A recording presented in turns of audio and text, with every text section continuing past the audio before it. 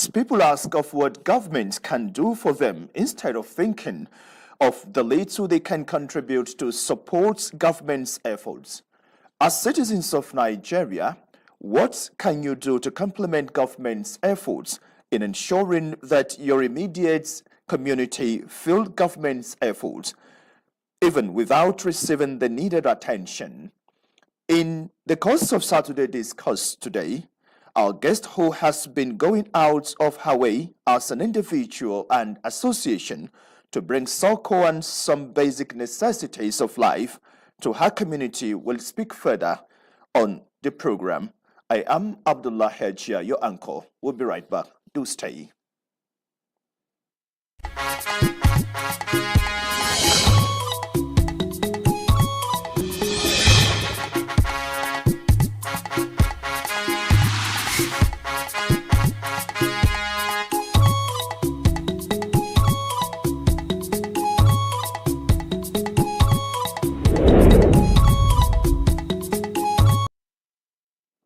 Thank you for staying tuned. Now, let's go to the stories. Youths in Buari Area Council have commended Minister of the Federal Capital Territory, Yeson Wike, for swift response to emerging security challenges in the area, as well as FCT. This was at a security summit held in Buari. Deborah Gazajimaika reports. Insecurity must be addressed. The Security Awareness Summit is the first of its kind since the Area Council began to record kidnapping cases. Stakeholders are, however, happy with FCT Minister for able to fish out perpetrators of the evil across the 6 area councils. Tenants among our people, we should know them and work to collaborate with the police, provide information. And at the heart of this, resolving issues of community policing is intelligence gathering. The support of the Honorable Minister, Barrister Yeson Wike, I think we've achieved a lot. We are still begging, we are still praying, we are still desirous that much more will be done to complement the effort of the council. Based on the situation we find ourselves today, every tenant that are living in our community, mostly in our rural community, should have a way of registering, and we put it in our bylaws in the area council level. It becomes a law. The youth demanded more police presence in the rural communities, noting that people at the grassroots have been denied of their means of livelihood as they could no longer farm. We should be able to stamp out these criminals anytime they are arrested and they are guilty of it, with so many confounding evidence against them.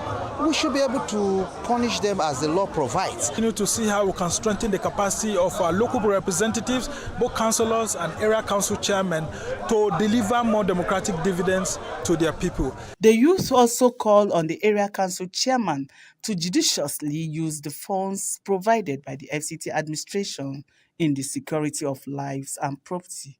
In Abuja, Deborah Gazajimaika, NTA News. Still talking security, in sustaining the fight against corruption as the #1 solution to the myriads of challenges that presently bedevil Nigeria, Muslim preachers are admonished to turn to Allah in piety and consciously embody the crusade to encourage principles of accountability. To this end, a 2-day sustainability workshop for Imams and Islamic scholars organized by the Al-Habibiyya Islamic Society of Nigeria is ongoing in Abuja. Onu Tuyakubu reports. Islamic clergies often attribute the basic cause of Nigeria's challenges, be it social, economic, political, or threats to national security, to lack of piety and consciousness of Allah, which in turn results to corruption across board. This anti-corruption crusade initiative was conceived through the Eat Halal program of Al-Habibiyya 6 years ago, supported by the MacArthur Foundation. Along the line, we achieved this because we have seen that at this point, 6 years after, we have a community of imams who have been sensitized on the issues of corruption, the various shades of corruption, the ills of corruption in society, and what corruption robs the society of. The target was to embolden Muslim scholars and preachers in entrenching accountability and transparency while they lead the role in the fight against corruption. With the project ending, Al-Habibiyya and Eat Halal is looking to sustainability going forward by creating a resilient faith-based community for sustained accountability.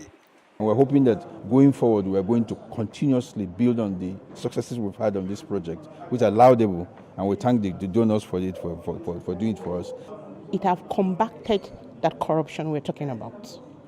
And there are other things that we are going to suggest and put in the pipeline. Imam Fuad Adeyemi echoes the need to develop consciousness of Allah to the participants in their daily affairs with collective deliberate efforts towards addressing the chaotic and precarious economic instability orchestrated by the hydra-headed monster. You know, when clergy people are not clean, the country cannot be clean because they are the one who encourage or discourages people.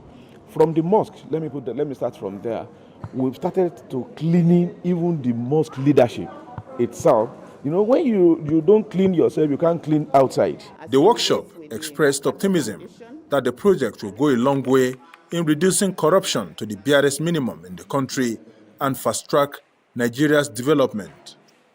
Onotu Yakubu, NTA News.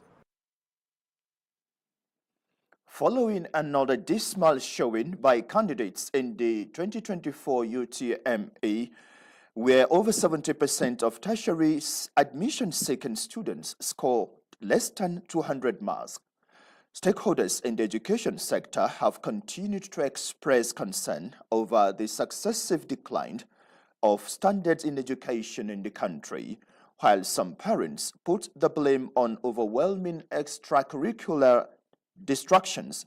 Educationists say government must prioritize basic education and make necessary reforms to revive teaching as a career. Hadiza Godwin Ebune tells us more. It is another year of dismal showing by tertiary education-seeking Nigerian students in the Joint Admissions and Matriculation Board administered Unified Tertiary Matriculation Examination, leaving parents and experts alike all concerned by the alarming trend of failures. Out of the possible 400 attempted marks, more than 76% of the candidates in the 2024 Unified Tertiary Matriculation Examination scored less than 200, according to JAMB. It is statistics like this and its frequent occurrence annually that has agitated many Nigerians. JAMB may not have prepared adequately for the exam in terms of preparing the students. Two, it could also be that the students didn't prepare themselves very well. But actually, Nigeria is noticeable everywhere that the Nigerian education system is on a downward trend.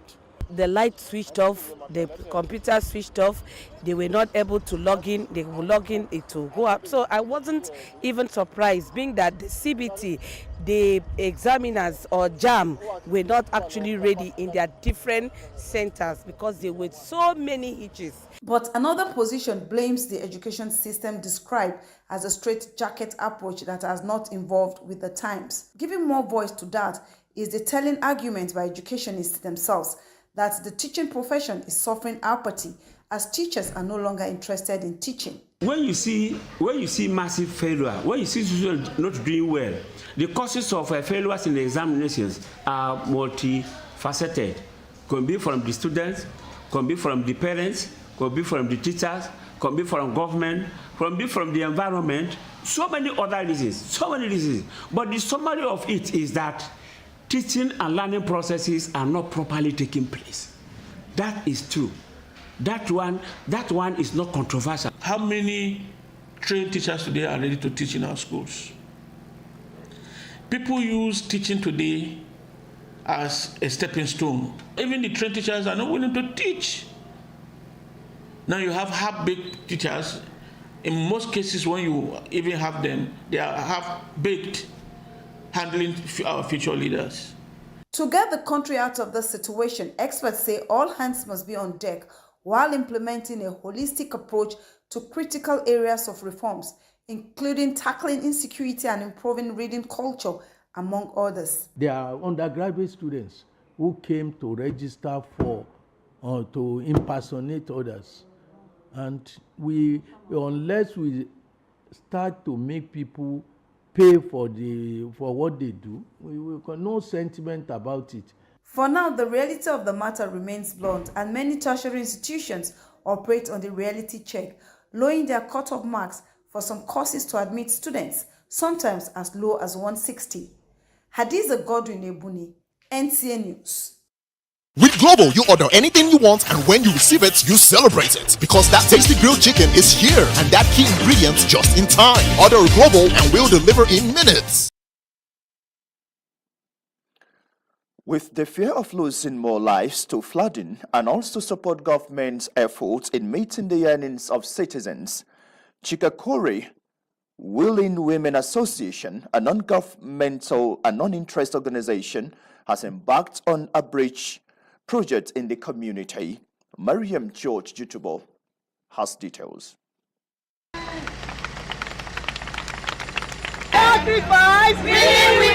This slogan is a clear testament to how far these women are willing to go to ensure that lives are no longer lost during the rainy season in Chikakore community owing to flooding. It also speaks volumes about the resilience of a community in overcoming adversities. Wife of Esu Buhari, Joy Yaru, pledges to support the association, encouraging them to continue the good work. It's a good work, and nothing around them should make them to give up. Chairman Chikakore Community, Colonel Daniel Gossend, appreciates the women for taking the bull by the horn in bringing succor to the residents. There was one time the rain was falling, I came in myself. Yes, the water was to my waist. So you can imagine little children who are not aware of the volume of water, they'll just go in. The water will take them up. So if we are able to control this water, wow. The truth, it calls for celebration. Women have done what no man could do here.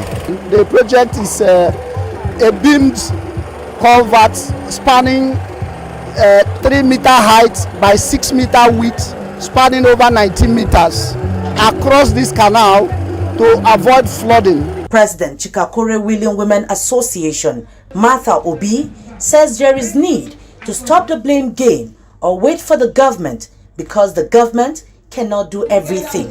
She urges Nigerians to start from their community and play their parts. If we still sit back and wait for government, we'll be fooling ourselves. Their hands are full. You know what's happening in the economy and what's also happening in security. They are busy. Let's give it to them for once. They are trying. If we don't do it, they will not have time for us. Residents believe that with the completion of work, tragic loss of lives due to flooding will be a thing of the past and connectivity into the community will be enhanced. Mariam George, Jitubo, NTA News. Thank you, Mariam, for that inspiring report. And with that, I have to introduce my guest at this moment to talk more on that project that the association is carrying out. And at this juncture, I have the Willing Women Association, Martha Obi, who has been contributing her quota as an individual to the organization and also to development of her community. You're welcome to Saturday Discourse. Okay, well, we just watched that report, and it's very, very encouraging. If we could borrow from former U.S. President John F. Kennedy, who talked about think of what you can do for your country and not always what your country will do for you. I think, is that where your inspiration is coming from? Actually, may I start by thanking you for giving me the opportunity to be here. In all honesty, if you look at what is happening this time we're in, a lot is going on. And the image we have out there is that this country is bad. But in all honesty, that is not true. Nigeria is a great country. You can believe what I said. Nigeria is great by all standards. what led to what we are doing in Chikakure at the moment is fear of the flood. So last year alone, more than 8 persons were swept off on that flood. The one that went viral was the Okada man who was carried away, and people were in a haste to make it viral. And since then, the women of the community took it upon themselves to say we will no longer wait. We also have a civil duty to Nigeria. We have our own part to play. Let us stand up and help the government. That is what led to what we are doing. Well, very beautiful there. And one would be wondering, the men not taking, that bold step, and this time the women, what would have informed that too? My brother, as a family, let's draw inference from the family. If your husband is doing something, there's nothing that stops you from helping your husband. The men of the community, the ones they have done so far are the men. But we felt, because since that incident, the women live in fear, because most of our children go across the canal to school, and we don't want such incident again. So some people said we should wait for government, and we said no, we too as women, we have a role to play. Let's start something. The government definitely will know that we are doing it. And it's as our own contribution to development. That is why we started. Okay, let's go to the project proper now. What are you actually doing? Is it a bridge you're constructing, or is it a road you're constructing there? At the moment, we are constructing a bridge to handle the flood first. Even though we will also handle the road, but at the moment, we are doing a bridge. And so far, we are succeeding, because at the moment, we have been able to control that flood. The 2 rains that came, they went without flooding that area. So what we are doing at the moment is bridge.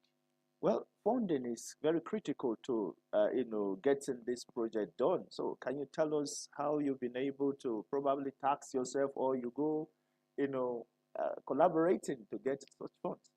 My brother, thank you for this question. When it comes to funding, of course, such project is huge. First and foremost, what we did as women was to seek for counsel or consent to start the project by going to the community, the leaders, the chiefs, the imams, to tell them we want to start such project. And luckily for us, they gave us consent. Even the issue of Barry, thank God for a man like him. He supported us. The wife was there at the groundbreaking.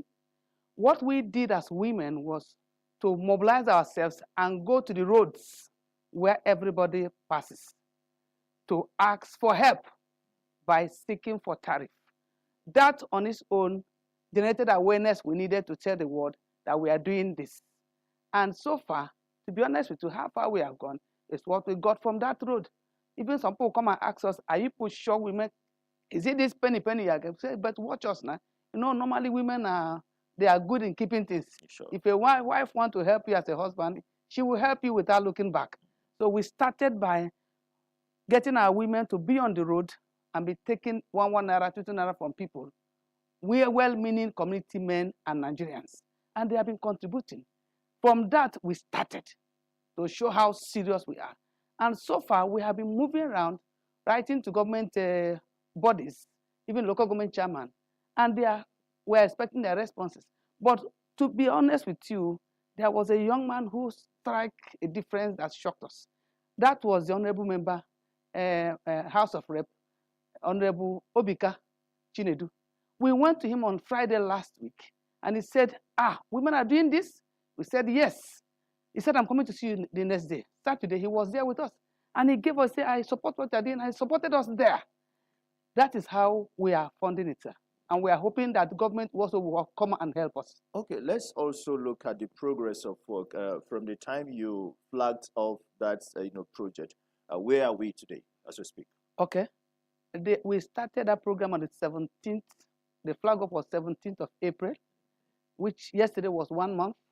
We have been able to excavate the canal. We have, for the first time, we have opened the canal properly, in which water can freely move without any hinge at the moment.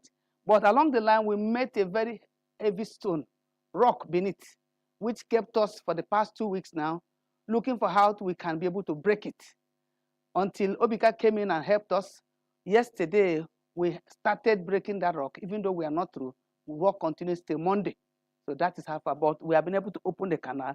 We're trusting that we'll get finance to help us take up the bridge before the rains come. Okay, well, society and communities are in need of people like you.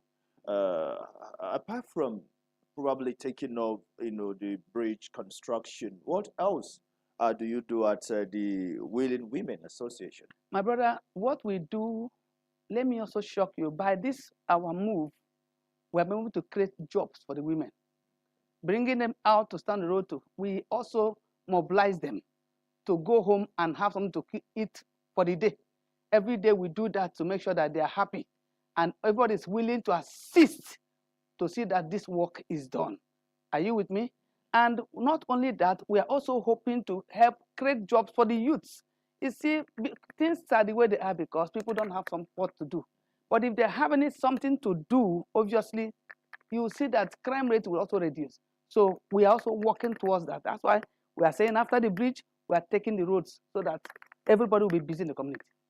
Okay, well, before we let you go, you have this platform to talk to people out there to probably feel inspired or be inspired and emulate what you are doing because our communities are in need of so much intervention. Okay, at this point, I want to use this platform to talk to Nigerians. The government, as I said earlier, cannot do everything. We are at the point where everybody is looking at the government to do virtually everything, my brother. It is not possible. That is why it appears as if the ones they are doing, nobody's seeing it. Because it's like giving one man one big house to carry on his head. So I encourage Nigerians to participate from their communities. What is your problem from your community? Start from there. If it is water, mobilize the women. I even want to challenge Nigerian women to look at what we are doing. If we had kept quiet this year again, people will be fast to say the flood had taken another life. But this time we have All stopped right, it. I'm afraid I think we just have to leave it at that, and we want to also encourage you more to say keep doing what you're doing because Nigeria needs people like you. And I must thank you for coming, Barrister Martha Obi, for sharing your thoughts and also inspiring us more to help communities. Thank you very much. Well, it is still Saturday Discourse. We'll go on a short break, and when we return, the program continues.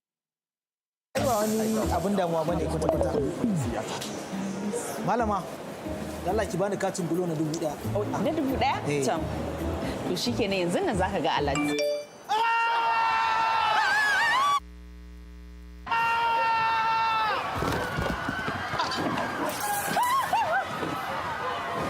Me yake damun ka? Me aka maka kake wannan ihun malam? Ba dole in ihu ba. Wannan malamar ce na ce ta bani katin bulo na 1000. Ta ce ta sa min katin 10,000. Ta ya zan iya biyan wannan? Wannan ai garabasa bulo take yi. Idan ka saka 1000 za su rubanya maka shi domin ya koma 10,000. Shi ne muke kira 10 times airtime bonus. Amma ko abun na kai mamaki. Abokina ka kwanta da hankalinka. Kaga wannan 10,000 bulo ne ta baka kyauta. That what me say na 10 times ahun we go give you. 10 times.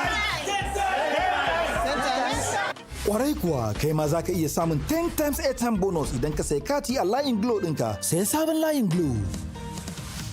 With Global, you order anything you want, and when you receive it, you celebrate it. Because when the grilled chicken is here, the weekend starts, and that key ingredient just in time. Receiving anything on Global deserves a dance. Order a Global and track it till you receive it in minutes.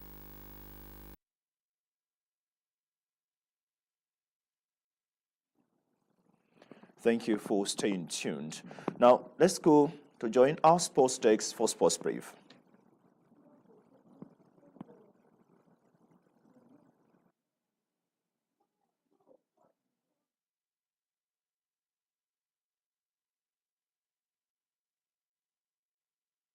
The duo of Mariam Eniola Bolaji and Jeremiah Chigozie have qualified for the Paris 2024 Paralympic Games. coming up from 28 August to 8 September. According to the Badminton World Federation, multiple African champion Mariam Bolaji would represent Nigeria in the women's singles standing lower 3, while Jeremiah Chigozie represents Nigeria in the men's singles standing lower 4. An elated Francis Obi, president of the Badminton Federation of Nigeria, said the qualification of Mariam Bolaji and Jeremiah Chigozie is a testimony of the hard work, consistency, and perseverance. Mariam Bolaji and Jeremiah Chigozie have consistently attended the African Championship, winning gold medals in the singles and doubles events. Last month, Mariam Bolaji won 2 gold medals at the Spanish International in Victoria and Toledo, putting her in a better position to make it to the Paralympics, which has become a reality. Meanwhile, Brazil will host the 2027 FIFA Women's World Cup. This was disclosed on Friday by FIFA President Gianni Infantino after the 74th FIFA Congress voted for Brazil ahead of the joint bid by Belgium, Netherlands and Germany as the host countries for the events.